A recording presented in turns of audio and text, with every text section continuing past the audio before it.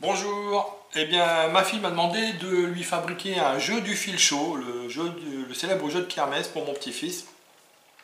Et bon, j'avais pas ce qu'il fallait sous la main, donc j'ai improvisé avec tout ce que j'avais dans mes fonds de tiroir pour faire cette maquette. Alors attention, il s'agit d'une maquette, hein, c'est pas si ça convient, je ferai un prototype plus tard qui sera beaucoup plus joli, hein, plus fini. Là, on est vraiment sur une maquette bricolée avec des chutes de bois. Donc le prototype sera quand même un peu plus abouti. On reconnaît ici le classique du fil chaud, un parcours en cuivre ici, et puis un anneau ici que voici, qu'il va falloir faire passer au long du cuivre sans le toucher, hein, c'est un grand classique. Alors le parcours qui est ici est très compliqué, enfin très compliqué, disons qu'il est assez tourmenté, moi personnellement j'ai du mal à le faire, et l'anneau qui est ici, il fait 2 cm de diamètre, qui est très petit.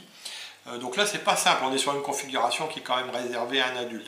Mais dans le prototype comme dans la maquette, j'ai prévu la possibilité ici, il y a 4 vis à desserrer, là elles sont à peine serrées, et pour enlever le parcours ici, voilà.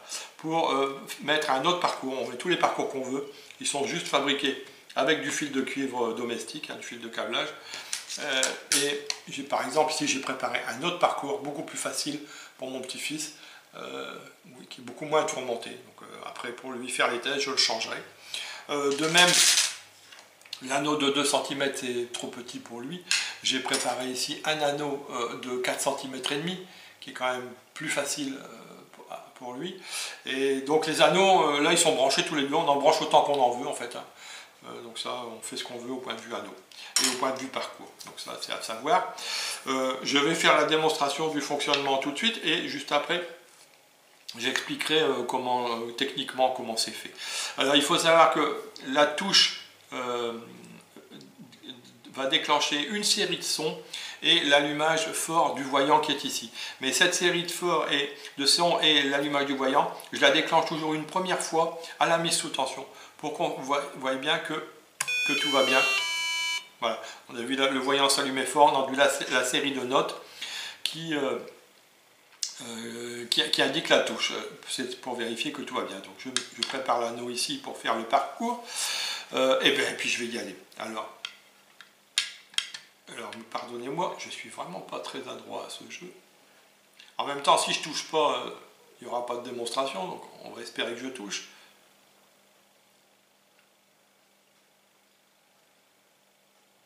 Normalement, je touche toujours au moins une fois, hein. Je suis pas spécialement adroit.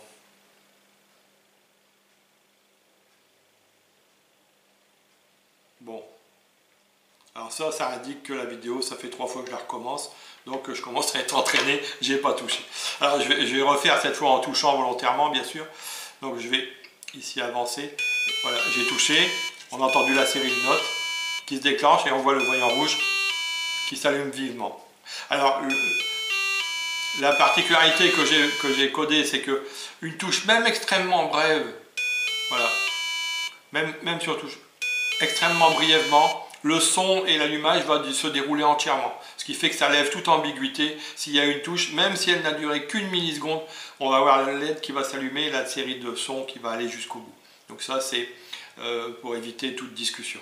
Ensuite, par contre, si je laisse l'anneau posé comme ça, bon, ça va, forcément, il y a eu une touche, donc on a eu le déclenchement de la série de sons et de la LED, mais on ne va pas la répéter sans arrêt. Ce serait extrêmement pénible. L'appareil attend qu'on ait relâché pour se remettre en contrôle. Voilà. Okay. Là, je touche, je laisse tomber, ça déclenche la série de sons qu'une seule fois. Et ben voilà, c'est tout, hein. C'est pas plus compliqué que ça. Je vais rentrer au garage. Voilà. Alors, techniquement, j'avais pas de buzzer. Normalement, ça se fait qu'un buzzer, ces choses-là. Mais justement, le buzzer, j'aimais pas trop parce que là, le buzzer, si la touche est extrêmement brève, on peut ne pas se rendre compte, c'est sujet à discussion. Et comme j'avais pas de buzzer, mais par contre, que j'avais une série de cartes Arduino Nano que j'avais acheté pour une bouchée de pain, je crois que j'avais payé 10 € pour 3, quelque chose comme ça. Et ben j'ai dit, je vais utiliser ça, ça me permettra de donner, entre guillemets, un peu d'intelligence au jeu. Notamment, ça m'a permis, avec l'Arduino, de programmer le fait qu'il y a une mémorisation d'une touche de 1 milliseconde. Donc ça, c'est mémorisé par le logiciel. Ça m'a permis également de remplacer le buzzer par une série de notes. En l'occurrence ici, j'ai mis 4 notes un peu aléatoires, je ne suis pas musicien, mais il faut savoir que j'ai codé 3 octaves de la gamme, les octaves 2, 3, 4, complètement, et qu'on peut faire les séries de notes qu'on veut. Bon, il ne s'agit pas de mettre 10 minutes de musique, hein, mais on peut remplacer complètement la série de notes par ce qu'on souhaite. Évidemment, le reste, un petit interrupteur marche arrêt, ça ne sera pas celui-là, il est moche. Une pile 9 volts pour alimenter le tout. Et ici, un petit étage amplificateur, parce que le haut-parleur, le petit haut-parleur de récup ici, il n'est pas connecté directement à l'Arduino, ça ne suffirait pas. Donc il y a un petit étage ampli ici avec un transistor NPN, une résistance et une résistance ajustable pour fixer le volume qu'on souhaite.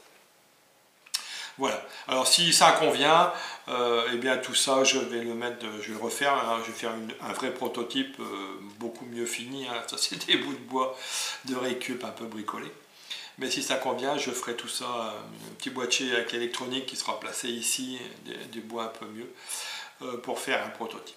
Et si je vais jusqu'au bout, si je fais un prototype, eh bien, je viendrai le présenter rapidement à une autre occasion. En attendant, bon dimanche à tout le monde et à très bientôt.